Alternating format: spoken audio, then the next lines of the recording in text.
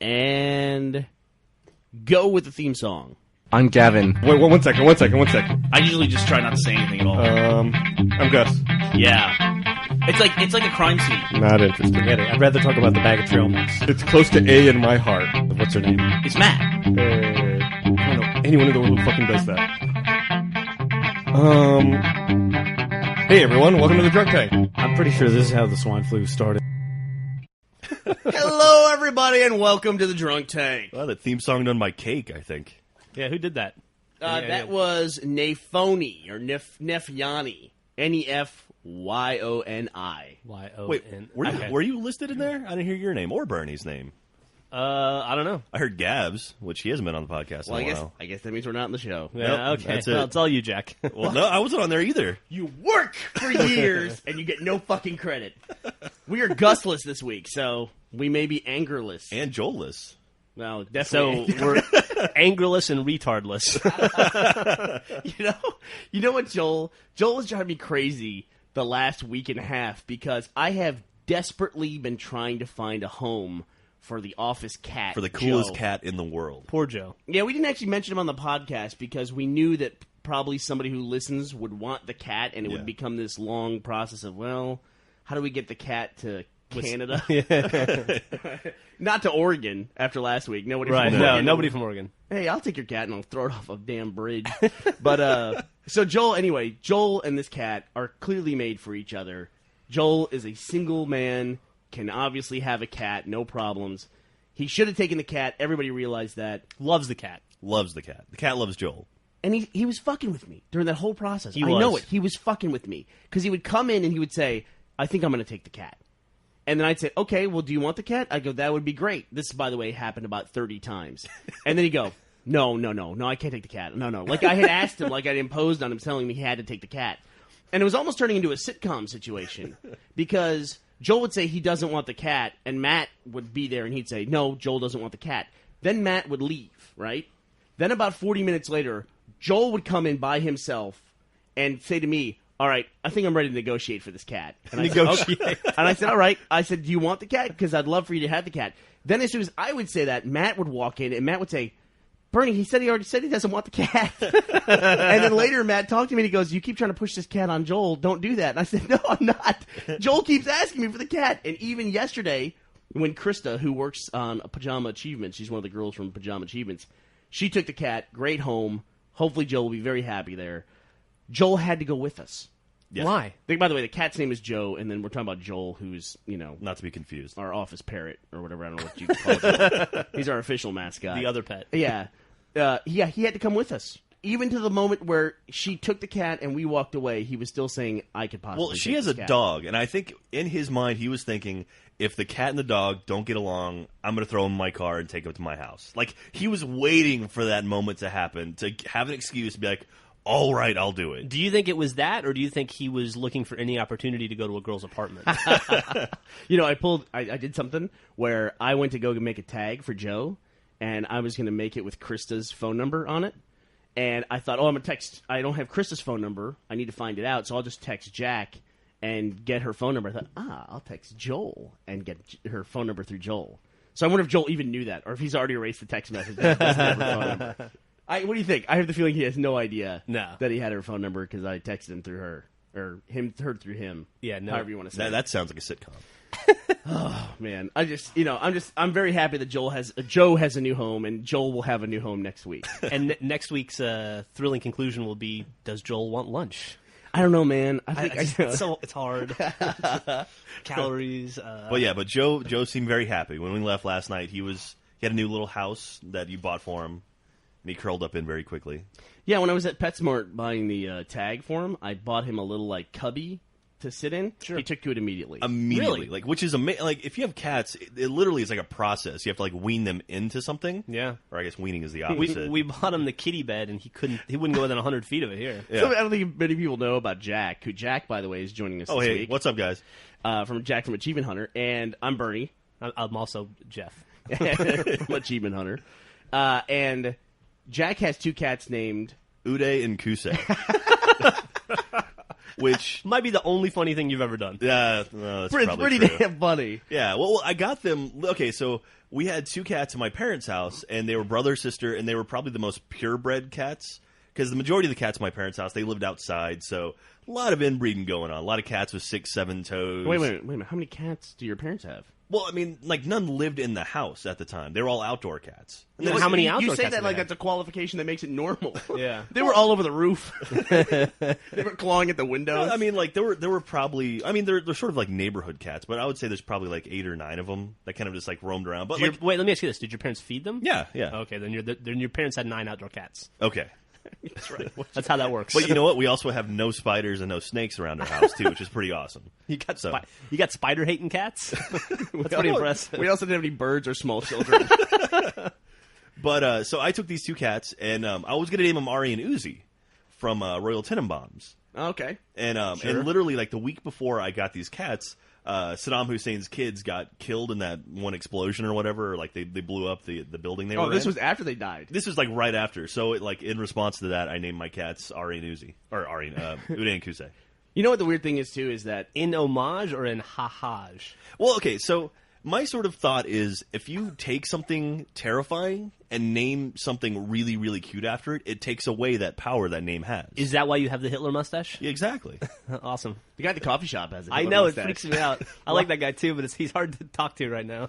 That Hitler mustache, that's probably Hitler's biggest impact in history, I think, is that, yeah, I mean, World War II is super bad in the Holocaust. That mustache, though, will never come back into style. No. We're talking like 300 years from now. There are people, like, at some point, there are people named Adolf, and it's not, like, a big deal. It's not, Really? you don't Good see it point. a lot. But I know, there are I know some- a dude whose there are middle some name is Adolfs. Adolf. You know? Yeah. Wow. And as time goes on, that will be not such a big deal, at all. But just like, I'm going to name my next kid Genghis, for instance. But that mustache, that's never going to happen again. And also a fantastic internet meme. yeah, I guess so. Yeah, That have you ever- downfall video. Have you ever seen? Remember that old site? I love old sites on the internet, and it's weird that we're talking about these 2 topics back to back because just the other day I went and found catsthatlooklikehitler.com. Do you remember that site? Yeah, the Hitler That was an mustache awesome cats. site. Yeah. It's just people who post pictures of their cats. That predates I Can Has Cheeseburger and all the other cat sites. Yeah. that I can remember. Yeah, for sure. And it's just cats, people who have cats that have that Hitler mustache. That was back around the time of like stuff on my cat as well. Yeah, that was Where good. people would pile shit on their cats. Boy, and see, somehow Stuff on My Cat did not become.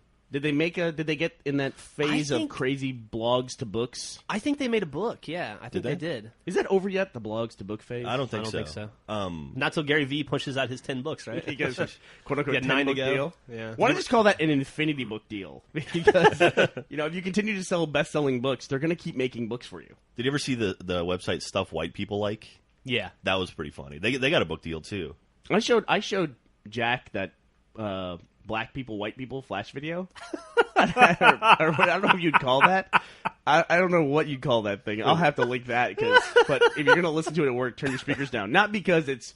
Is it racist? I don't even know. No, not at all. It's It's just hilarious. goofy and funny. It's very goofy, but it's loud. So it's safe for work. It's just too loud for work. Well, since we're talking about cats, and this is a kind of a video game podcast, what kind of podcast is It's this? a pop culture technology podcast, I think. So Stuff my dad hates. It's the Anti-Jack's Dad podcast. Yeah. I want to complain about something. Okay. Because I went and bought Modern Warfare 2.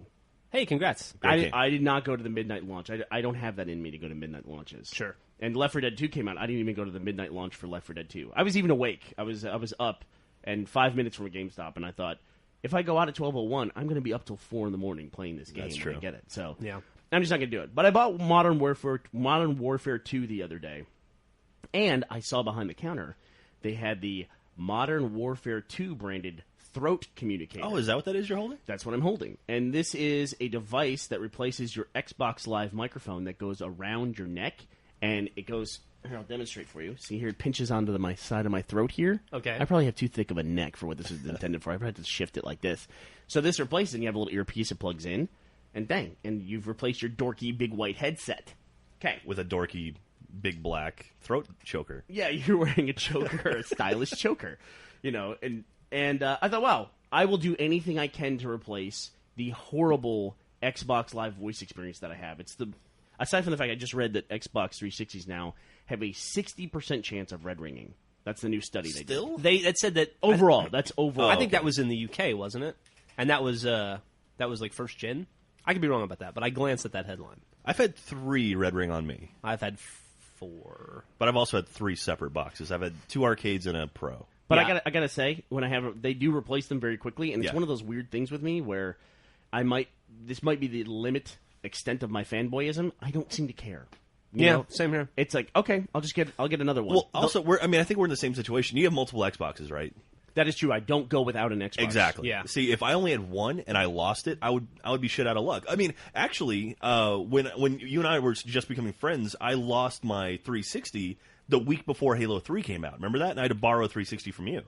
Is that Yeah. true? Yeah, that's right. And I literally, I was like, it couldn't have been the worst timing. Literally, the week before Halo 3, my box red ringed on me. Yeah, I guess it's true. We're not typical because I have 4 360s in my house. And plus, we have an office full of them. So. Yeah, Yeah, but like the last time I had a red ring, my Xbox red ringed on a Saturday. So I went to the website. I went through the little deal. It takes about 2 seconds on the website to do. Monday, I had the box, and I got my Xbox back the next Friday. So it was less than a week. Well, also the repair center's in McKinney, Texas. Which Yeah, is, I guess we're lucky. It's just near Dallas, right? It's like we also have an Austin, Texas Netflix shipping center, which is nice. GameFly was supposed to open up an Austin location too. I don't know if they ever did, but they were talking about it. You can drop a Netflix envelope in the mailbox at the post office, and by the time you get back to your computer, they've registered somehow that you've returned it. Yeah. I don't know how that works. Well, don't they have like Netflix mail drops now, like specifically for Netflix discs? Do they really? I saw a photo of that somewhere where someone was complaining, like some other competing company was complaining that the U.S. Postal Service is giving them preferential treatment. I swear to God. They kind of are. They have the thing now where you can put the barcode in the exterior window. And does that scan take place at Netflix, or does it take place at the post office? I would assume it takes place at Netflix. I don't know. Who knows? Yeah. If we woke up tomorrow and Netflix bought the post office, that wouldn't surprise me at all. I mean, I just heard that Comcast is buying NBC. Well, that's the rumor, right? Yeah, that true? I don't know if it's official, but Apparently, there's a lot if of talk about it. Yeah, if you read the industry trades, apparently that Comcast- is going to happen. Comcast owns G4, E, Style, and some other All the big networks. the horror network, right? Like Lifestyle Network. or is that someone different? No, that's Comcast. No, That that's is Comcast. Comcast? Yeah. Wow, so you go from owning G4 to owning NBC? Mm-hmm. Damn. Which 10 years ago would have been awesome. Yeah. NBC's still good on Thursday nights. Yeah, but they're just getting destroyed in the ratings. I love NBC, don't get me wrong. They have the 2 TV shows I watch, 30 Rock and The Office, are on NBC. Oh, have you watched Community? Yeah, I couldn't get into it. Really? I really Yeah. like. I like Joel McHale. I love it. I like the what's his face, the Derek comedy guy. He's Yeah. Donald Glover. Daniel Glover. Daniel Glover. Yeah. I loved him in Die Hard. Yeah, he was awesome. He's in He's going to take over Lethal Weapon 8. And Billy Pesci. They'll get in there together. But I want to go back to my Modern Warfare 2 throat communicator. Sure. I bought this thing. I'm super excited because while I can tolerate just about everything on the 360, the one thing I refuse to tolerate is the lousy quality of voice messages. If people send me voice messages on Xbox Live all day, I just don't listen to them. Yep. Because I don't have my headset on 24 hours a day, and if you try to play those things over the speakers, they just sound unbelievably horrible. Yeah. And it I sounds just like delete them. It sounds like a tin can, and not like someone talking on a tin can, but like someone shouted into a tin can and then sealed it and then sent you the tin can, and then you opened it to hear the message. That's what it sounds like. Underwater. Why is there like you would think it would be a smart thing for Microsoft to do to give you more options of what you accept and what you don't accept. I agree. Like Yeah. like friends popping online. I know when we're doing Achievement Hunter videos, we have people pop on all the time, and it's just before I would go and sort of black out people's names and stuff. Now I don't give a shit, but it's like I wish there was an option to say You're saying the alert appears in your videos. Yeah, X person has signed on or whatever. I wish I could just disable that. And you can turn off alerts, which is cool, but then that turns off your achievement pops too. Yeah, exactly. Right. I wish you could just there were check boxes like what you want and what you don't want. And also I refuse to accept voicemail or voice messages. I wish you could just uncheck that. And I've written it in my profile, but you end up sounding like a dick for whatever reason. You know, just send me a text. I can read it, you know? And I have to bust out my headset. I don't have my headset on when I'm playing Fable 2. Yeah, 99% of the time I play a game, I don't have my headset on because I look like a dickhead. And my wife's not a nerd, and her friends aren't nerds, and she has all these cool chicks come over to hang out and do whatever hot chicks do that doesn't involve me. And I'll be sitting in the living room with a fucking big white goofy headset on, and they go, "Oh, hey Jeff, what are you doing?" And I'm like, "Playing Modern Warfare 2. Hold on a second. I gotta tell my friend something. You're like a fucking retard. Even when I see it in movies now, you know how there's always that scene where someone walks through a living room and there's the two guys on the couch? They're always playing a football game, usually, or Halo now. And sometimes they have the headset on, and when they have the headset on, it's like, you're trying too hard. You know? Yeah. We get it. They're playing a video game. Or like two guys sitting side by side with headsets on. It's like, come on, man. Although There's not an intern on that set who's like, that's not right. You know? yeah. Come on, guys, back off. Back off a little bit. Put the headsets away. But there was that one funny scene in The Breakup when Vince Vaughn is yelling at a 13-year-old over his headset. Yeah. That was funny. That was good. But I busted out this throat communicator. I recorded one message with it. I just was going to send a message to you saying I got my new throat communicator. And, you can record it and then listen to your own message. I want to test the quality of this thing. Wow. It's like, hey, girl. I mean, it's almost like swallowing your normal Xbox Live microphone. And it sounds like, and I paid $30 for this thing, and it comes in that hard sealed plastic shit. And I think the sole purpose of that stuff is so that you feel like you can't return anything. Yeah. Because I took a chainsaw to this thing, or I just stretched it, ripped it apart. So there's no way now that I can return this thing. And I look at the package. I'm like, well, it's $29. Maybe I can return it. I'm looking at the package, and I think, damn, I can't believe that Infinity Ward or Xbox would put this thing out, and it's not good. What the hell? What is this? What is this here in the small, tiny, in the back of the package, in the corner? What is this logo? Mad Cats. Mad Cats. Really? What in the... They're even hiding their own logo now. I mean, it was so tiny on the back of the package. I should have brought it in so you could see it. It wasn't on the front anywhere. It didn't say Mad Cats anywhere. It doesn't say Mad Cats on that? No. It's branded Modern Warfare 2 on the little volume and then MW2 on the throat part. In a sense, and clearly we're not sponsored by Mad Cats to talk about their product. In a sense, the Mad Cats brand is a very valuable brand to me because when I see it, I go, I'm never going to buy that. Whatever that thing is, I'm not going to buy it. And I don't understand that. Why are all the third-party accessories for consoles inherently worse? Why are there no better products? In the PC world, Sure. there are people who dedicate themselves to making awesome accessories, and they're better than what you can normally get. And that's just not the case with consoles. Yeah, it's a really good question. What is the deal there? Why don't they make like a super Xbox 360 controller that costs $80? Yeah, like a premier one, like grips on it and shit. And yeah. like something really nice. Yeah. Maybe Pro controller. Maybe because Microsoft might go, hey, that's great, sell it for a few months, and then we'll disable it so you can't use it. Because I guess the one thing that's like that is they make better memory cards, and then we bought a memory card that Jeff and I did. You could store up to 4 gigs on this thing. It was expandable to what, 16 gigs? 8 or 16, yeah. It was a lot. It would take little memory cards. It was almost like an adapter for those small SDHC memory cards. So as big as those got, then you could have that amount of storage on your memory card. And then in the last update, Microsoft warned everybody, we're going to disable these things because people could use them to cheat. That's horrible.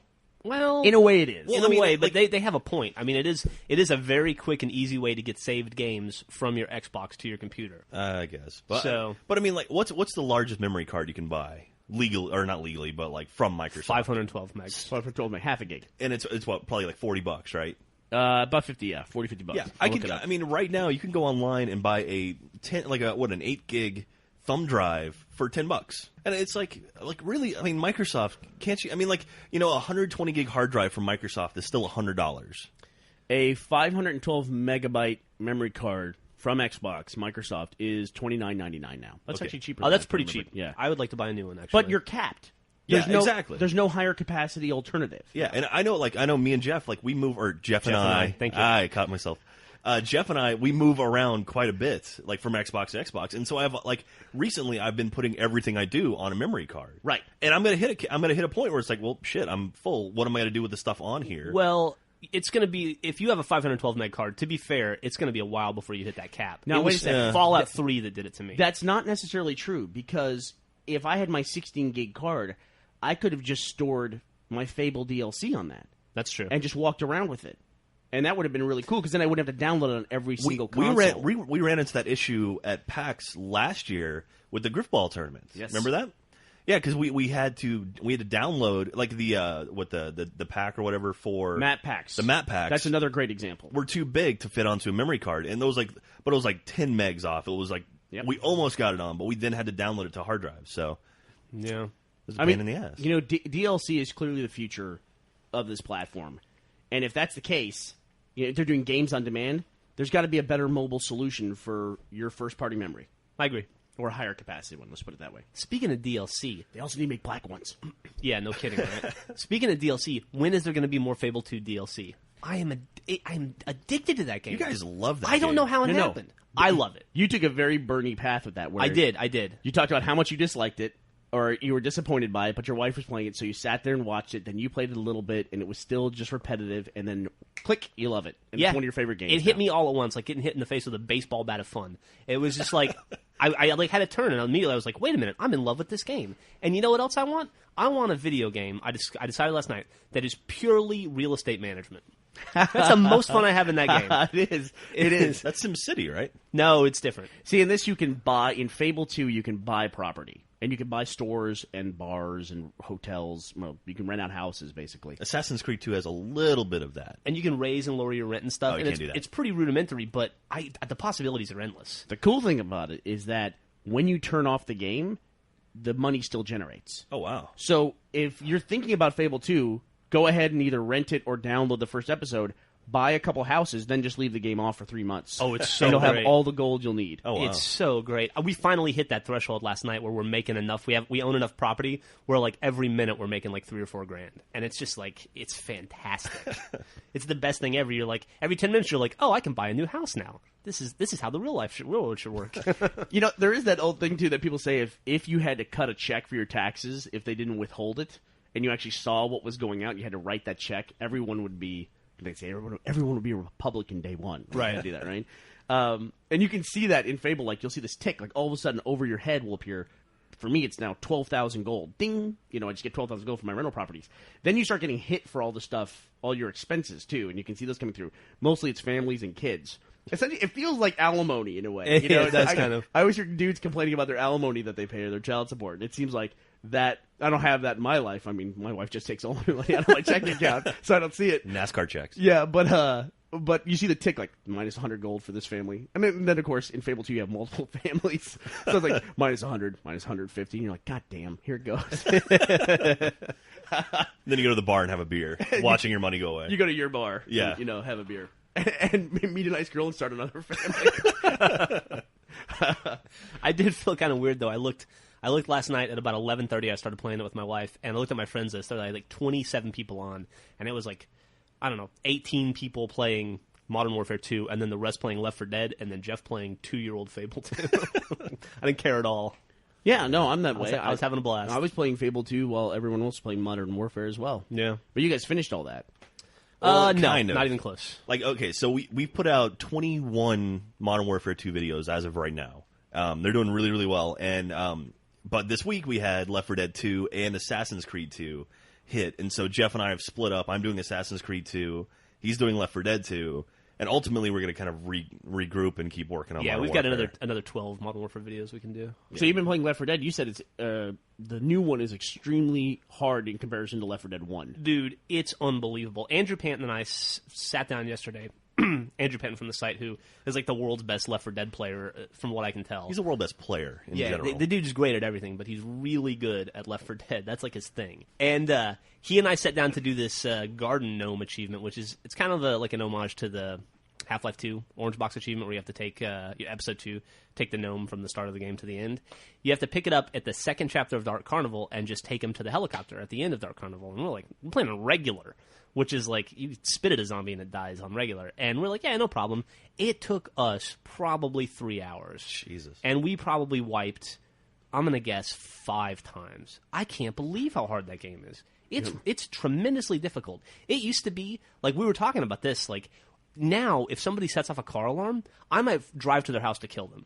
Because before, somebody set off a car alarm and a horde comes and you're like, okay, I'll knock out these 15 zombies. Let's and then fight through this. The hordes don't stop. Like, there'll be a break of like 10 seconds for you to try and heal or do some adrenaline, and then it's just like it's constant. We had a point on the 4th chapter of Dark Carnival where we just had a constant horde of zombies, and we just had to slowly work our way through it. I put it in a video. I had 6 straight hordes coming, and like you'd blow through them, and you'd be like, "Whew, that was what the fuck," and they'd be coming again, and it just never ended. And the hordes are like 3 times as big as they used to be. And it's just and they have the fucking clowns that come at you, and they're like, "Hey, zombies, follow me." It's a nightmare. That was a whistle, by the way. Yeah, it was a lame whistle. That noise was just version of a whistle. I wasn't prepared to whistle, so You hadn't stretched and warmed up. So, at what point do you get Abigail Breslin and that chick from Superbad? When do they show up? I don't know what you're talking about. Really? He's talking about Zombieland. Zombieland. Oh, I haven't seen it. I'm sorry. I saw Zombieland with Matt the other night, and he said, "Wow, I wonder if anybody feels that Left 4 Dead 2. These obviously were developed at the same time, but the fact there's a clown zombie spoiler in Zombieland." You're supposed to say spoiler before you say what the spoiler Fuck that. is. Zombieland's been out for a month. That's true. A month, It's been 2 over months. 2 months, yeah. The fact that clowns figure into Zombieland and then they go to an amusement park, spoiler, in Zombieland, and they do the same thing in Left 4 Dead 2.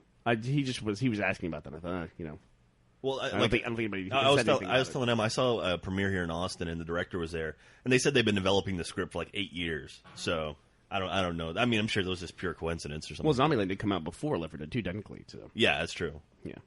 But How many settings can you put zombies in, though? I mean, eventually you're going to have overlap, right? Well, people are scared of clowns. underwater That's true. zombies. Are there any underwater zombies yet? Lucia Fulci's movie Zombie has an Zombie with an underwater- eye. Yeah. Yeah. That's the shark versus zombie scene, right? Yep. Have you seen that, Bernie? I have seen that. Oh my god, I have it that's on a link DVD. dump video right there. Yeah, when the zombie fights the shark. That's Yeah. Awesome. the 30 seconds of good film in that movie, pretty much. I had seen that movie on video store shelves for years, with the rotting zombie face and all that, and I just couldn't bring myself to ever watch it. Ever. It's actually a pretty boring movie. I would imagine so. I think I might have it on DVD. I think I bought it in '97 when DVDs first came out. It was one of the first DVDs I saw. I could have sworn there was a Italian version of Dawn of the Dead where they essentially just ripped it off back in the days when the world wasn't interconnected. And Well, they did that for a bunch of movies, right? Like the Draft House had a whole series of Indian Superman or Indian Spider-Man, All the yeah. Turkish movies, too. Yeah. Turkish Star Wars. Turkish Wizard of Oz. we just got in the mail, our Iraqi bootleg Red versus Blue box set. One of the guys who was stationed over in Iraq bought the Red versus Blue box set, and it's the Iraqi bootleg edition. It has an Unreal Tournament image on the cover. It's so awesome. And Jeff, can you read the summary on the back of the box set? I'm going to read the summary. This is what the box set of Red vs. Blue is all about. If you bought it in wanted Iraq. to be enticed in Iraq to buy this, it's one of the most talked about user-created video of a video game.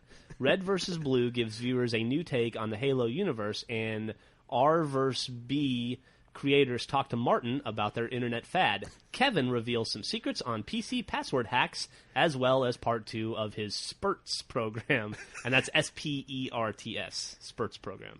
So we don't know who Kevin Or and Martin are, but we really appreciate them making Red versus Blue. And also letting us know all about Spurts. What is that supposed to be? Spurts. Sports, maybe? I don't know. Spartans? Is that what? Our Spurts program. I'm not really sure. I don't think I want to know. Well, I also just got in my personal comments on the site, someone also just wrote to congratulate me on getting our box set in Libya. And he sent me a picture of it. Oh, wow, really? It's the complete seasons 1 through 5. It is available in 3 languages, English, Spanish, and French. I would love to hear. Yeah, that'd be that'd be great. awesome. French What does the Lopez stuff sound like And in Spanish? is Is it it- English? That'd be That's a good great. question. Lopez is stuck on the English setting. And it's Red vs. Blue. It's distributed by Warner Brothers, apparently, in Libya. So Warner Brothers Libya? Wow. yeah, that's really great. I'm so happy. So happy. Hey, And that was Madman Mo that sent that to me. Did you guys see or have you used at all that Facebook has come and Twitter has come to Xbox 360? I signed up for the Twitter thing. I sent one message, and I was like, well, I don't have a chat pad on this controller. I'm done. yeah, That was pretty much it. I got in that early program, and I loaded them both once to show them around the office and to say, oh, this is kind of cool. And then that's it. I'll never visit those 2 sections of my Xbox Live again, probably. Yeah, I've also stopped using Facebook. My aunt added me to Facebook, and then a week later, my dad and mom sent me requests, and I was like, yep, done with Facebook. yeah, I bet. Wow, speaking of your aunt adding you to Facebook, I found out last week that my mom listens to the podcast. Oh, yeah, no kidding. She was not, yeah. After all that It's gonna stuff about Jeff's youth. It's going to be an interesting Christmas, I think, Have you talked to her since the podcast? briefly. Well, I think we all need time to cool off. Yeah, Thanksgiving should be fun, right? Yeah, well, It's like, as I always told her growing up when I would do something dumb and get caught at it, that she gave birth to me and parented me through life, therefore is ultimately responsible. So any bad decision I made just reflects poorly on her as a parent. When do you think that the fascination with boners hit for you? Like, what happened? Oh, God, I don't know. That's a great question. I was somewhere in my 20s, I think. I was helping my father set up his new iMac. My dad, I wanted to bring him into the current decade of computing. And so I went to North Carolina, where my dad lives, and got him an iMac. And we set it up so he could video conference with us and talk to my son.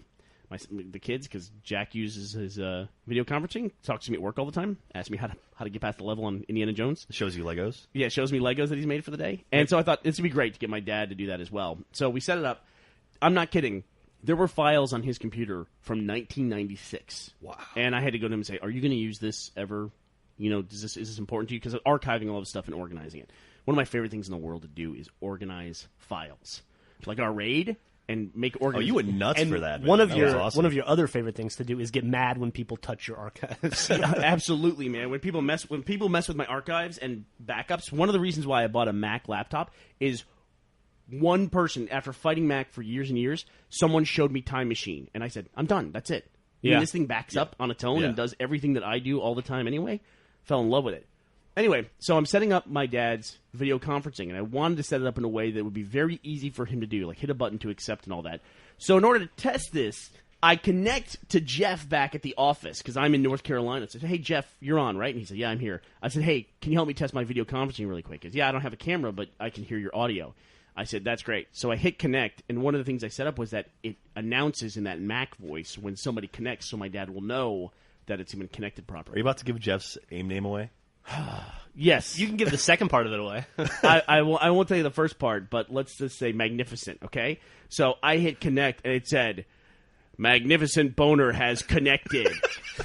And Jeff, all he hears from our end is my wife go, oh, well, that's nice. And, you know, Actually, she said, oh, my God. so my dad and his wife are crowded on this computer, my senior citizen father. And then we have this Magnificent Boner has connected. So, and you're in his history now forever. One of his recent buddies is Magnificent Boner. Which, by the way, I'm sure there is a Magnificent Boner on AIM. It is not Jeff. Yeah, my name's actually much more clever than Magnificent More Boner. of a mediocre boner. But it is ... boner. It is something boner. It is one of the varieties of boner. Which on is AIM. every computer peripheral I have has something boner. That is in the true. title. That is true. There's been a lot of Mexican food lately. Like my hard drive is seen called that. nachos. I think my time machine's called taco salad. Yeah. I don't know why. My iPhone is Boner Pod. Jesus. Yeah, it also shows up in our share list. Yeah, it does. For like your iTunes library shows up. It's like, hey, look, here's Boner's iTunes library. Why don't you connect to that and listen to some of that? Boner music. So you were telling me that on Xbox Live this week that Call of Duty is 3 of the top 4 titles. Yeah, dude. They on Major Nelson's list yesterday posted that on the week of November 9th. This is crazy. I anticipated this happening, but I didn't think they would get in the top 5. I figured you'd see 3 in the top 10. I would think that Modern Warfare 2 would just destroy, take all the users from the other 2 games. But right. Number 1, obviously, Modern Warfare 2. Number 2 was still Call of Duty 4. Number 3 was Halo 3, and number 4 was World at War. I can't believe it's 3 of the top 4 titles. Well, you know what that says to me? If Call of Duty 4 is number 2? What's that? That says the boycott's working. Yeah. You've seen those images, right? Where Yeah. it's like the list of people playing. Yeah, it's what Jack is talking about. There's groups, I guess, on some PC... I think NeoGaf or something like that. Something like I that. don't know who it is. It's one of these PC sites where you can sign up and make groups, and there's I'm getting all my boycott groups mixed up. It's a Modern Warfare 2 boycott group because they were upset because the PC version of Modern Warfare 2 does not allow dedicated servers. And you have to go through Infinity Ward or whoever they use. And in that group, the day of launch, they had the list of all the users, and 90% of them were playing Modern Warfare 2. Yeah, and easily. I saw it on Dig, and the title was, guys, this is why they don't take video games boycotts seriously. Yeah, it was You're all playing. pretty fucking funny. And the funny thing is, you know that none of those people would be ashamed of that. No, they wouldn't even see it. They would say, well, I want to play it. What am I going to do? Yeah. I mean, it's like, what am I going to do? Not play the game? Everyone else is playing it. Fuck, am I gonna be the one guy that doesn't play it? What am I gonna do? Stick to my guns? Yeah. What am I gonna do? Have some integrity? I like that all the guys sound the same. Yeah. You notice? We all went to that accent. That's the well, there's two voices What is it? Come online. on. There's that, and there's the 13-year-old voice, Yeah. which I Yeah. can't do anymore. So it's that guy. I got news for you. Do it every day. The 13-year-old Yeah. screaming voice. God damn it! This is bullshit. Another interesting Modern Warfare thing with Xbox Live. Not only was it 3 of the top 4, but for the first time in history, last week Xbox Live hit 2 million concurrent users, which is an impressive feat. And I think what you're going to say is I would have thought they would have hit that a long time Me ago. too. With 20 million users, right? I was surprised to hear that that's. But 2 it's million still people haven't been on. 10% of people that use Xbox Live worldwide were on at the same time, and I guess that's pretty impressive. They had a big party at Microsoft. Major Nelson posted some Twitter photos of it. They were all playing Modern Warfare 2 on the Xbox, but not on the PlayStation. I mean, because their servers crashed. oh yeah, I heard about that. Yeah, because they don't maintain their own servers. They but hire some paying third $50 party. a year is bullshit. What are you talking about? Yeah, why would I pay $50 a year For to Xbox Live That's to gone do down. what I could do on the PlayStation for free? That's gone down, twice in the past 5 years, I think? Yeah. Or 7 years? Well, there's been instances too of games launching on the 360 and being broken for whatever reason. Battlefield 1943 was busted for a day and a half. Yeah, that's true. And that they only sold 1 million copies of that game, so And they couldn't keep up with the demand. and yeah. they couldn't keep up with that demand. And so, what was the problem there? Was the problem EA or was the problem Xbox Live? I don't know. I'm sure it's a actually. little both. I'm sure, if you're a company about to release a big multiplayer game like that, you've got to prep, or you've got to be working with Microsoft to make sure you have enough servers or bandwidth or whatever, right? I mean, I know that Xbox has a very stringent certification process. Yeah. At least for the Yes, games. yes. I've been in that process. Have you really? When you worked in the... When I worked for Aspire, I can say the name. Yeah, we did Supreme Commander, and I just sit there and watch them go back and forth because Supreme Commander, it was a PC port and it was a very, very processor intensive game. So we kept running into frame rate issues, and Microsoft kept sending it back to us, being like, "All right, no, fix this," and it was huge pain in the ass. But No, but it's good. yeah, oh, absolutely. And Microsoft doesn't even have that weird, Microsoft certified seal of approval that Nintendo has, which apparently means nothing. Well, the quality symbol thing, Microsoft or Nintendo stopped doing that a while ago. Oh, did they The- really? The seal of quality. Good. I don't think they can anymore. Yeah. Because no one knows what that means. Because The Hasbro party games or whatever, you're not going to put it on that, right? just Wii has some of the. I mean, they're just garbage titles. I mean, just you put it in, you play it. It's like, what am I? Who looked at this game and wanted to make this available? But then you see something like Extraction, which is a fantastic game, and it does horrible on the Wii. Dead Space Extraction? Yeah, Dead Space Extraction. Nobody's going to... That game is not for Wii gamers, They want to play, My Pretty Pony and shit like that because it's a toy. They don't want to play scary horror games. Yeah. It's a wrong market. The problem has come now is that if there's a cross-platform game and you really want to play it, you're probably not going to buy it for the Wii. No, absolutely not. If you're given the choice. I think a lot of people own the Wii and something else at this point. Yeah, absolutely. It'd be interesting to see, what's the subset of Wii owners that also have another platform? We should make a poll. I'm sure that would be accurate. Well, I own all three systems, but my assumption would be the majority of people would own a 360 and a Wii that have more than one system. Just on numbers alone, probably you're right. Yeah, probably. Because there's more 360s on the market, and everyone has a Wii, I think. Yeah. I've been told recently by my wife that we are buying a Wii. Why? Well, I vowed to never own one. Borrow a Wii. Yeah, right, borrow a Wii. Well, I guess I didn't know this, but I guess my wife was a real big fan of A Boy and His Blob growing up, and they're remaking it for the Wii, and she found out about that, and she's latched onto it. So she really, really, really wants to play it on the Wii. I was a big fan of Crazy Climber growing up. That's a really old arcade game. Sure. And I saw they made a Japanese Wii version of that, and I could import it. Just not going to do it. No. Nope. Well, they've got that the arcade thing, or what is it called on the Wii? The version of Xbox Live Arcade or PSN. I forget what that is called, but I know what you're talking about. Yeah, and they've got quite a few games in there. A lot of old classic arcade stuff too. You can get Super Mario. Yeah, Yeah, you got get all all the Marios. A lot of Sega stuff in there, too, I think. Yeah, Although you can get a lot of Sega games on Xbox Live now, too. that's true. They've got 12 Sega games. Which as being a gamer my whole life, playing any Sonic game on a Nintendo system is still weird to this day. Really? Yeah. It is a Yeah. little weird. Because remember back in the day, it was what Genesis have, what Nintendo don't. Remember that? It's clever. No. The welcome to the next level. Yeah, I was a Sega kid growing Or up. I was a Yeah. Nintendo kid. Well, you didn't have the luxury in my neighborhood of affording both. So it was like one kid would be like, I'll get the Nintendo, you get the Sega, and then we'll have everything. And so that's what we did. But I had a Master System and a Genesis. Yeah. Nice. And we talked about the failure rate of 360s and how that doesn't seem to really, we don't seem to really care about that. And it doesn't seem to have had a major impact other than this cultural thing about the red ring. The Nintendo Entertainment System, which everybody had. Did anyone have one that didn't fail eventually? No. And it's become, over time, it's become this kind of kitschy cultural touchstone for everyone. Like Hey, blow on the controller, that's funny and cute. They have T-shirts of it. Yeah. When you were trying to play the game and you were trying to get it to just work, that wasn't funny and cute at the time.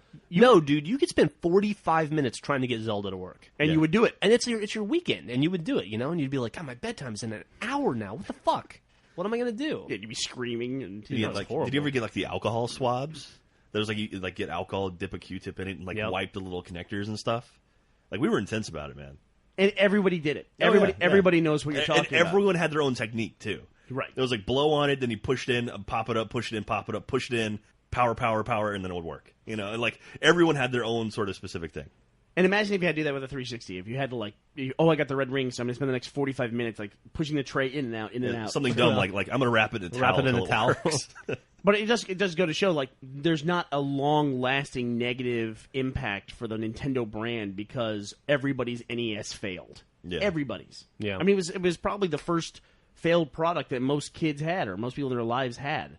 Where I had a Nintendo, it worked for a year, and then suddenly go figure. The spring-loaded mechanism to hold the contacts together just suddenly failed. Do you think that's why Windows did so well, even with all the failures and crashes? People were just sort of used to working with like Nintendos and having that sort of basic failure at all times. They just got used to it. No, I just think you can't. I don't think you can come up with a piece of technology that doesn't have some kind of problem. I mean, there's problems with technology. It's like growing up, I didn't know a single person who owned an Atari that had a joystick with the rubber thing still on it.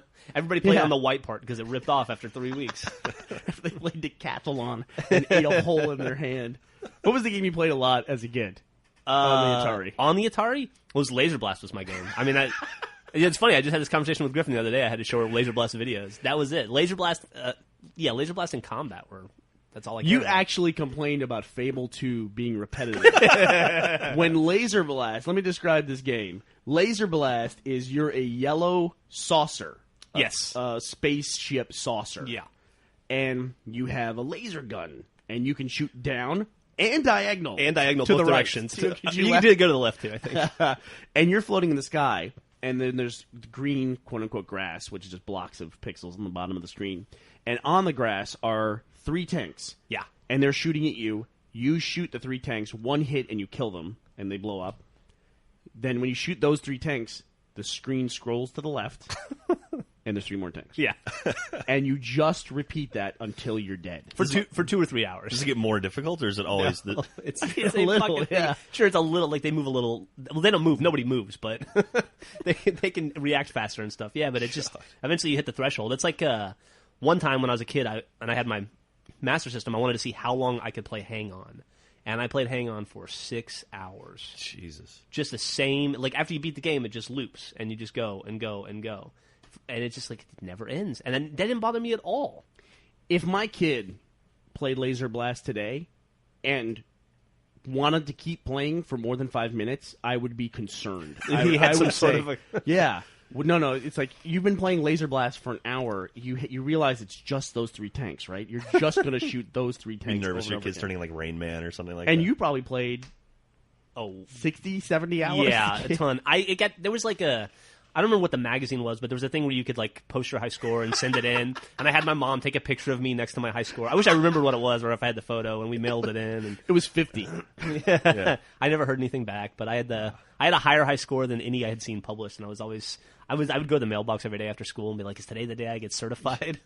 Have you ever been? Never heard. Have you been to the Twin Galaxies website, the sort of the official high score keepers on the internet of all arcade games and stuff? If you look at some of those scores, I've beaten some of those scores, but I guess you have to have a judge or whatever to watch you. Yeah. Like, I was looking, I have a Tron machine, like a full upright stand-up Tron machine arcade game. And I was looking at the scores, and like within like 20 minutes of playing, I beat one of like their top 5 scores. Really? Yeah. And I was like, oh, well, I mean, like the first one was like so far ahead of anyone else, but it was like, Yeah, I don't know if like people are shooting videos of this or what. Why don't you go there and do that then for an achievement hunt? You have to go to the arcade, and play there, right? It's the arcade. It's in the Northeast, right? Where's that place at? It's in King of I Kong. think it was in Florida. No. There's one in Hollywood, Florida. That's the one near Billy. What's his name? Yeah, The Billy Bad Hair guy. the awesome tie. The US, hot USA. sauce guy. Billy Zane, right? That's it. Billy Zane. Sure, why not? Billy a villain. Mitchell. Billy Mitchell. That's what it was.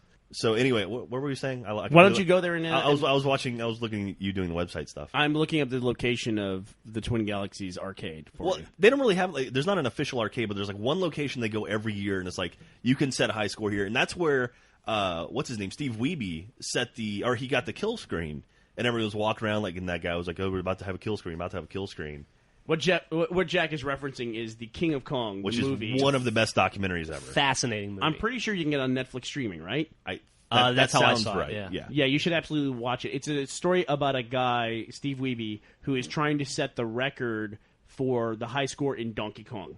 Yes. And there's a guy who has the current high score. His name is Billy Mitchell. He's probably unintentionally one of the best villains in a movie of all time. Absolutely. And it's just great. It's these guys who take video game scores very seriously. It's very, very funny. It's one of the most heartwarming documentaries I've ever seen. Like by the end of it, it's like this guy is one of the best guys in the world. And I've actually had the chance to meet him a few times since then. Like he's come to the Draft House before for a screening, and I saw him at E3. E3 probably. Yeah, actually, this past E3, G4 had a bit where he was there trying to set the new Donkey Kong world record. And like Walter Day, who's the guy who runs Twin Galaxies, he was there in his ref's outfit and everything. And I saw in person Steve Wiebe get to the kill screen in Donkey Kong, which was awesome. but he didn't break the record. He didn't break the record, but he still like how many kill screens have been done in front of people? Like maybe 3 or 4 ever in Donkey Really? Kong. Yeah. What you're talking about kill screen is the old games, they would run out of memory Yeah. at a certain point, and they could no longer handle the score, and it would kill screen. Yeah. It's not a score thing. It's more No, like it's levels. like it's basically like the game sort of overflows information. I don't know what it is exactly. But basically, you take 5 steps forward and then your character dies. It locks up. Yeah, and so like I got to see that in person, and he got close to the record. It was like I think it was like the 4th highest Donkey Kong score ever, which he's got like 1 and 3, or no, he's got 2 and 3 because Billy Mitchell still has the high score. Really, he does? Yeah, he retook it. He took it live too. Yeah. It's a big deal whether it's live or taped or something like that. Yeah, and they have to make sure the machine, like they have this whole rigorous process of like if this has been a tampered machine or whatever. Should watch the movie. Yeah, watch the movie. It'll explain. It's fantastic. It's called King of Kong. We highly recommend it. Yeah, And, when we talk about that kind of stuff of how you would get high scores in video games and arcades, we didn't have the internet back then either. Nope. So there was no way to communicate that. And when I think about, we talked about Nintendo's breaking, that was another thing where every kid knew to blow on the cartridge. Every kid in America knew that. And how did that information spread? I guess word of mouth, right? It's like there were never kids in Boston who said, yeah, all our Nintendo's broke and we didn't know what to do. It's like, dude, you just blow on it and that's it. Yeah. And you'll fix it. You have to blow on it for 45 minutes, but that works. They had to wait for somebody's cousin to come visit for the summer to find out. And that's how information spread. I wonder, it's lost to history, but I wonder how long it took that information to spread. who was like patient zero? That was the first kid. like I'm gonna blow in this thing, and then oh shit, and then spreads it to his friend. And You know that there's some 28-year-old dude somewhere who says, that was me. That was me. I was the first blower. I was the originator. And then the other thing Jeff talked about, too, with Laser Blast was an Activision game. Yeah, That it was Activision. That brand has been around forever. Another good example. They were a third-party developer for Atari. All the other games that came out were Atari games, and then suddenly there was another developer called Activision. Yeah. And the cartridges looked cooler. Do you remember that? Yeah, They yeah, looked better, yeah. and they were better games. Can you name the other big third-party Atari developer? Was it Trade West? It was. They made. I think they I were remember Nintendo. It was Imagic. Oh, a Magic. Yeah. Okay. They had Demon Battle. well, or something. Activision spawned from Atari, right? It was like a bunch of developers Right. and programmers who left Atari to make their own company. I believe so. And you know the Atari brand that's around today. That's not the real Atari. No, They- that's not Bushnell's company, right? Bushnell created Atari. That was Infogrames that bought them. Yeah. And they just bought the name and just started using the Atari name again, which is kind of cool to see it around. But I didn't know they had that had happened. What properties do they still have left? Atari? Atari. They got Spy Hunter, right? Did they do Shinobi? Or no, was that... No, Shinobi was Sega. Sega. It was the Oh god, I love that game. Such a great game. I just remember the throwing star Yeah. level. God, that was so awesome. You know, you can get that on. I think it's either on the Wii or It's on Xbox Live. Is it on Xbox Live It's now? never going to be the same. I remember there was an HEB in North Austin that's now sitting where, or it's underneath where a Best Buy is now. That as a kid, my parents would go. My parents would take me to HEB. My dad would sit there, watch me play arcade games. My mom shopped, and those are some of the best memories of my life. I can tell you the exact location where I played my first video game ever. It was a Skag store up in North Austin, off Anderson Mill and 183. What's a Skag store? It was like a grocery store, like a People probably wonder what the hell HEB is. HEB is a grocery store here in Yeah. Austin. like Kroger or Ralph's, whatever. you have it. Albertsons or QFC. whatever. QFC. Where's that? That's in Seattle. What are they in Canada like that? Do you know? I don't know. I think they just hunt their own food up there. Yeah. What you're talking about, though, is something that we actually mentioned earlier. We had a conversation about. In that era of arcade games, as a kid, you had a map in your head where every arcade game was. Absolutely. And you knew if I go to this mall, they'll have those games in the game room there in the arcade. There was a Ninja Turtles at the Mr. Gaddy's. At the pizza place were They huge. always had the 4-player ones, the pizza places. I knew how far it was to bike to certain places, and you'd have to get up with your friends on a Saturday morning and say, how bad do we really want to play off-road? Do we really want to ride our bikes 15 miles? Yeah, okay, let's do it. Let's Huh? go. We'll be there in 4 hours. I had 4 buddies. We would get on our dirt bikes, and we would go play Cyberball at this one wow. convenience store all the time. And that was another thing, too. Convenience stores had video games. Yep. It was a dedicated part of every convenience store where they would have video games. I can't recall the last time I walked into a convenience store and saw a video game in there. I spent so much time true, in man. our local convenience store because they had Roston. Some convenience stores Lost on. had dedicated rooms of 3 or 4 games. Did you ever have convenience stores around you like that? Yeah, and you know what's interesting about that is those have been, you see that a lot in the Southeast, like in North Carolina, South Carolina, those areas, and those have all been retrofitted now to be gambling stations. Yeah, they Like, have gaming. They have Yeah. 24-hour gaming rooms now, and they just basically moved all the arcade games out and put in like slot machines. By the way, I played the gaming stuff in Fable 2. You want to kill yourself. Ugh. I did one thing in there where I had to win. I thought I had to play pub games to get a The trick. dog flip, Yeah. I think? And I think it was actually the head and mustache or whatever the hell it is. Okay. To get that, but it was the same thing. We're talking about the same thing here. I had to win I forget what the name of the game is in what they call it, the little variant in Fable 2. But essentially, I had to win a slots tournament. Which is just pressing A over and over again Yeah. until you win. And that was so friggin' frustrating. Yep. And then I come to find out that I didn't even need to do it. It Yeah, was how do you? available in the DLC. Because you get that in the DLC just easily, right? Like right away. Yeah. The second DLC, you talk to a guy, and he just gives you the stuff that you had to work for. Yeah. It's just like Warcraft, right? You work your ass off to get this armor or whatever it is, and Gus isn't here to talk about it. And then the moment the new expansion comes out, everything you get, like that a bear drops. A bear happens to have a helmet that's worth 10 times what your best helmet was in the previous game. Right? Isn't that the No, experience that's that you'll have? absolutely true. That's absolutely true. Yeah. Like people would like spend weeks running through like RFC to get some tier whatever gear it was back then, like tier 5 gear, I guess. And then the expansion comes out and it's all worthless. And you can pick up green drops that are better than it. You know. I accidentally killed a rabbit that had tier 8 armor. Hey, speaking of that, I have one quick Fable 2 related question, and you can cut this out of the podcast if it's too boring. But the demon door that needs cheese there's no way to shortcut that, right? I just have to go through and do the shitty process of going and collecting all the clothes and getting my Yeah, but you haircut. should ask him before you try to get the clothes. Yeah, Because if you get the clothes and the hint guides... he's too smart for you. No, he'll just say, he'll see what you're wearing and say, I want other stuff. Yeah.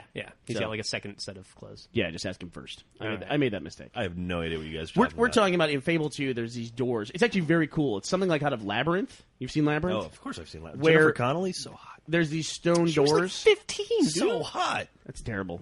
So We'll, hot. we'll talk about that. We'll come back to this in a second. Okay. The demon door, they have these faces. They almost look like stone Zeus faces with the long flowing hair. Does one tell the truth and one lies? No, but they No. come alive, and the face comes out in 3D, and it's a very cool effect. It's one of the cooler things in Fable, even though it's not a bigger part of the game. But it's it was fun, and you have to do dumb shit. To get They it basically they open it up and then there's like another tiny map, and in that map there's a present in it for you. And it's one of those things where, I don't know if you noticed this, but that's one of the achievements, opening all the demon doors. There's 8 of these things, or excuse me, 9 of them, all across the Fable landscape. And that's one of those things that was originally not an achievement in the game. And it's part of the DLC. Oh, is that DLC? It's DLC. I didn't it's even realize. DLC achievement. And that just makes sense, you know. There's always stuff in games I'm surprised, why isn't this an achievement? Right. like collecting all these things or doing all of these things. And sometimes games just don't put that in, that where you just do everything else and you get achievements for little stuff like annoying a bandit or yelling at a guy. There's achievements in I'm playing Assassin's Creed 2 right now, and at first looking at the achievement list, it didn't look like there was going to be any collectibles as far as like in the first one was all the flags, right? So in this one, there are feathers that are hidden throughout the world, but there's no achievements tied to getting all 100 feathers. And turns out after you get the 100 feathers, you get a cape, and there's achievements tied to that cape. Yeah. So it's like you have to get all the feathers to get the cape, to get the achievement. So it's like, yep, might as well just go ahead and say, hey, you have all the feathers. Well, yeah, Brutal Legend was like that too with some stuff. Like there were collectibles you had to get in the game that you didn't need, but you needed to get the 100% achievement. Yeah. So, But oh god. So well, anyway, we're making new maps. Hey, maps. Since we're talking about Brutal Legend, this goes back to a game I didn't play. I didn't play Brutal Legend because I just kind of missed it. And I will play it, I'm sure, eventually. But Borderlands, you were telling me that Borderlands is now the fastest selling IP of the year. That's what Gearbox announced. Yeah, it. I think it did something like 450,000 units in the first week, which is pretty impressive for a new IP. But also, like you forget about that. That like I started thinking, well, that can't be true because of Can you name new IP? I can name two. I can name two new IP games this year that were a big deal. In other words, everything's a sequel. Everything is a sequel Or adapted. I can't think of anything Prototype? Well, I can think of three. Prototype, Brutal Legend, and I think Infamous for the PS3 was new IP as well. Yeah. And that's it. That's all I can remember playing this year that weren't sequels. Man. I mean, hell, look, I'm playing Left 4 Dead 2 right now. He's playing Assassin's Creed 2 right now. And we're playing Fable 2. Lego Indiana Jones. You're playing just came Lego out. Indiana Jones 2. I just played ODST. Just played ODST. Modern Warfare 2 just came out. Yeah. Mass Effect 2 is on the way. BioShock 2 is on the way. It's all sequels. Yeah. That's really weird. really, really interesting. You know, in the Modern Warfare 2 boycott, it's funny because the PC gamers are getting even more livid.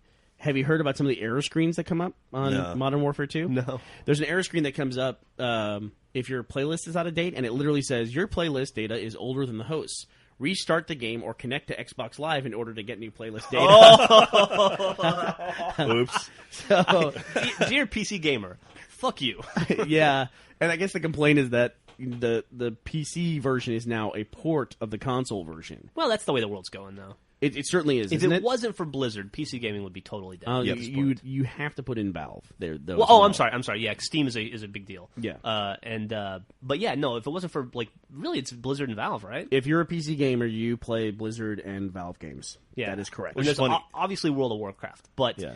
discounting MMOs because that's a whole separate thing. What are people excited about? Diablo is coming out. StarCraft is coming out. Anything else? Well, I'm only thinking of MMOs. Someday, Half-Life Episode 3 will come out. Yeah, StarCraft. Yeah, I really can't think of anything else. The cool thing about PCs is now the casual gaming thing is getting huge on PCs. Although iPhone's going to take that away from PCs. Yeah. Because iPhone is that's a killer platform for casual gaming. I mean, I haven't played a game on my computer in years until I picked up WoW. I literally I like sitting on my couch and playing games with a nice surround sound in a comfortable area. I played Left 4 Dead 2 at Valve on PCs, and these were obviously very nice PCs to play them on. It looked like almost like an entirely different game. Dude, it's gorgeous, isn't it? Yeah, Jack and I got to play it as well at this MS event we went to. Beautiful. I just can't bring myself to get back into buying PCs for gaming. It's just too much to keep up with and too much money. You're going to pay more for the video card than you would for an Xbox. Yeah. And then that video card's going to be great for about 8 months. And hopefully it works for every game. Yeah, and hopefully it works for every game. Yeah. I still, when I was first really got into WoW, I had the most trouble with NVIDIA cards on my PCs and WoW. Yeah. They would overheat, they would go through all these problems. I was constantly fighting these two NVIDIA cards I had. And there was just no support, no help anywhere. Yeah. I mean, for the price of a nice gaming PC, you can buy a 360 and an LCD TV. Yeah. Like a really nice TV. And you get a lot of different stuff on it, too. Although with a PC, you can use your TV too. For whatever and else. you can rent video games for That's your true. console. That is true. You can go play any game in the world for a week for $5. And, it is for gaming, it is a nice, you put it in, it's going to work. And you're going to have, with Xbox Live, you're going to have a very streamlined, homogeneous experience, which I think is good for gaming. Where sometimes we get a PC game, it's server after server, and, you can't even read half the shit because they use those ridiculous characters. They're still living in ASCII land. trying to be cool with the Greek letters in the name of their server. And then you get in and it's like, well, what am I playing? I'm playing like a version where there's no walls and I used to run into that all the time playing the original Unreal Tournament, which was like my favorite FPS back in the day. And it would be like, oh, great, I'm playing the map where I'm tiny and everything's huge and I'm fighting around a coffee cup. That's what I want to do for the next 15 minutes. Fucking retarded. Oh, before I forget about it, did you see the article, I think like UK Times or something like that, where a guy who was banned, or his Xbox got bricked because of Microsoft when they went through and killed all the hacked machines? Yep. I think it was UK Times. It was a UK paper, I know. They gave this guy a column to write about how he was pissed off at Microsoft that they would break his Xbox just because he was downloading illegal games. And they gave him the space, like, here you go, have fun. And this kid's like basically trying to defend himself, saying, this is wrong what Microsoft did. Yeah, I was stealing games, but still it's wrong what they did. Sure, I modified my Xbox, but come on. Yeah, but like, do you have any idea how long it took me to earn the money to buy the Xbox? So that I could break the warranty and fucking modify it to play stolen games? Yeah. I sincerely wish, like, instead of just like banning these people or IP banning these machines or whatever, the Mac banning, whatever they're doing to these machines, I wish they bricked them. Like, literally just broke the machine. Like, oh no, like there was a code they could trigger that would say your Xbox no longer works. Like personally. So that's not what they're doing. They're not bricking. No. Like they're setting it where if that tries to connect to Xbox Live, you just can't ever from any account ever. Basically, the network adapter in that Xbox can't connect to Xbox Live. Like I'm assuming, I know it must happen that when you connect to Xbox Live, you're also sending some serial number information to Xbox Live. Uh-huh. Yeah, some sort of a MAC address. Probably. Yeah, because when we've done we've gotten beta stuff for some of the updates, and it'll be like, what is your serial? So obviously Microsoft's getting that. So they say when this machine connects, we're not going to let them connect, as opposed to breaking the machine. Which I wish that honestly, like as someone I hate pirating games that much. I wish they'd like fuck them, just break it. Well, we talked about Modern Warfare 2 being essentially a PC port of the console game. That just makes sense as a developer. They don't have this ability on PC. And we read the article by the guy from Crysis where he said the ratio of purchased games to pirated games being played online, because they can see all that information, he said it could be as high as 1 to 20. Jesus. That's 95% piracy, more than 95% on servers that they have to maintain. Wait, was that Crysis or was that Demigod? I think that was Chris Taylor from Gas Powered Games. Was that what that was? I think so. I know. Try to look it up right now. He's talked about it, I know for sure. And actually, I've met him. He's a really cool guy, and he's all about for Demigod, they didn't put any sort of protection or any DRM or anything on there. It said we'll release this because everyone's so anti DRM, and it turns out they were having issues where it was literally one out of 10 people were trying to connect to the servers that actually had a legit copy, and they were killing the servers that way. That's horrible. For the people that are trying to play with legit copies. Yeah, right? exactly. That's a great way to repay a video game company for making you an awesome game by bankrupting them overnight. Yep. Like, hey, nobody's going to buy your game, and also we're going to run your servers into the ground while you try to support them. And they're mad at you. They're mad at you for it. Yeah, and they're like, wow, these fucking servers suck. I can never get a game. It's so laggy. Well, I mean, everyone sort of has that point where maybe not everyone. I know I had a point where I'm like, you know what? From now on, I'm not going to pirate stuff anymore.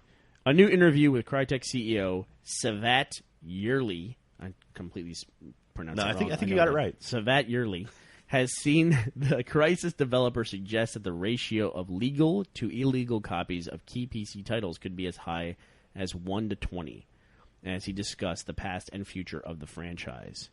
That's so frustrating. Regarding the PC industry in general, Yerli speculated that the ratio, they say ration here, that the ratio between sales to piracy is probably between 1 to 15 and 1 to 20. Quote, for one sale, there are 15 to 20 pirates and pirated version, and that's a big shame for the PC industry, he commented. It's a problem that's going to solve itself. Yeah. This is what's going to happen. You're going to get Xbox Live messages. They're going to make versions for Xbox and the dedicated consoles where they make an effort to have dedicated hardware that can have a piracy solution.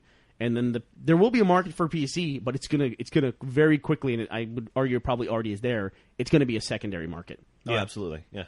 I mean, look, you talked about where the titles are coming out. StarCraft 2, they've already eliminated LAN play for whatever reason. They want you to go through BattleNet. You're going to have to be online. You're going to have to authenticate, and pretty quickly down the pipe after that, you're going to have an account that you pay for that developer. Yeah. Yep. Like you do with World of Warcraft. You know, I don't. What is does piracy exist for World of Warcraft? I don't think so. There are like private servers, I know, but I mean that's something completely different. Like I've heard of people actually owning their own servers and you can connect and like they have like free play World of Warcraft, but then again it's like a few hundred people as to 10 million or whatever, or 11 million, whatever the number is now. I'd be interested to see what the number actually is after the China thing that we talked about, because that was a big portion of their accounts were in China. Did you see the new Mr. T ad? No. So you remember the Mr. T ad, and they had an Ozzy Osbourne ad where it was like, you know, I'm a Orc Troll Mohawk or something like that. They have it now where it's like there's actually like a grenade that turns, like you can throw it at someone and it turns that character into Mr. T's character in World of Warcraft. Oh, really? Yeah. It's like a new promotion thing, and they just launched it. Well, that's pretty gimmicky. You know how I feel about some of that stuff. Like they added a StarCraft pet into World of Warcraft. That seems kind of odd to me. It seems Night Elf Well, Mohawk, that's what he was. that kind of stuff happens a lot. I mean, to be fair, there's Halo armor in Fable 2, right?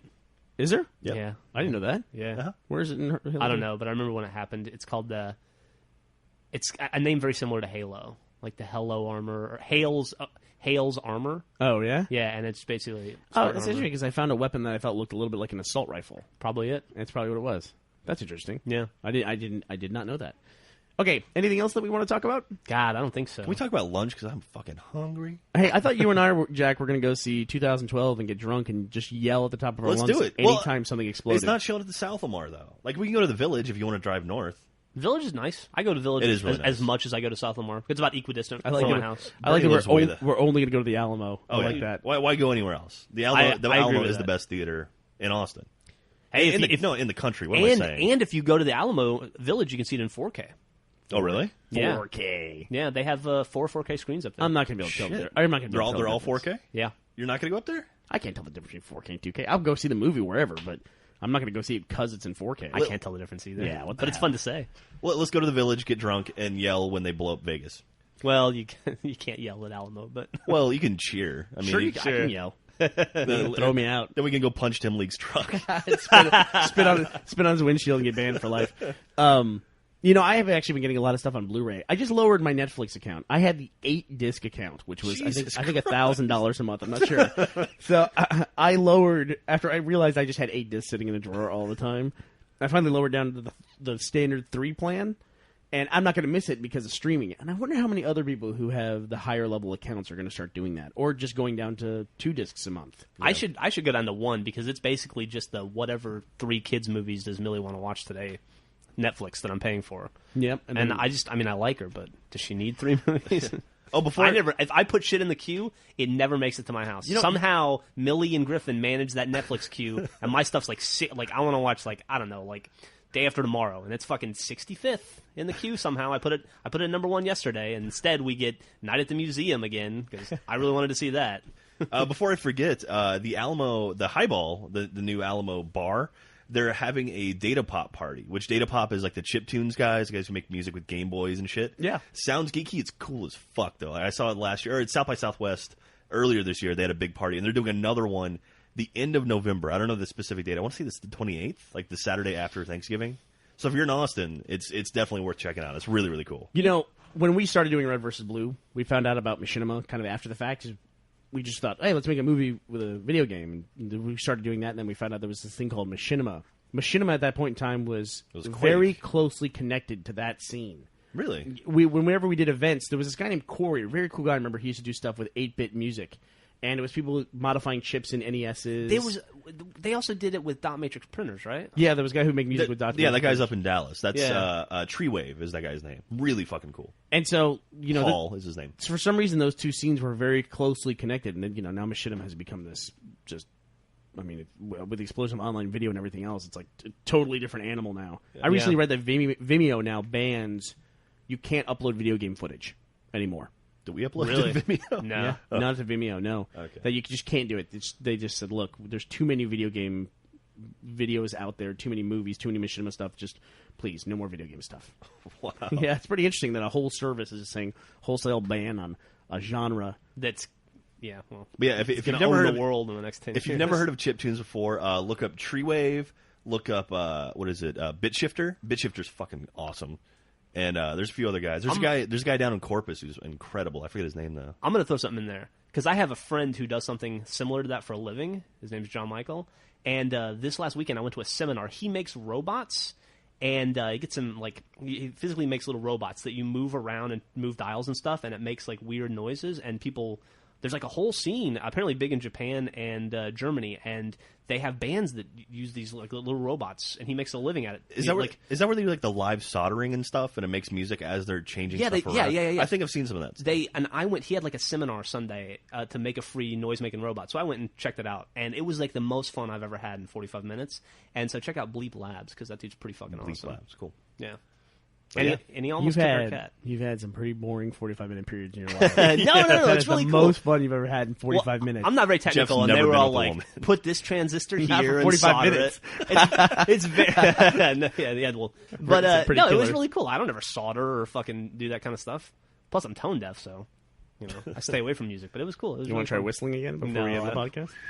Hey. Oh, and of course, before Brandon beats us, we're supposed to mention that iTunes store. iTunes has Trocadero's first 2 albums on it. Oh, hey, did you? Up You on mentioned iTunes, Trocadero. It's the Roses Are Red, which was the soundtrack for the Blood Gulch Blues, and then they have a new Uggos. album out.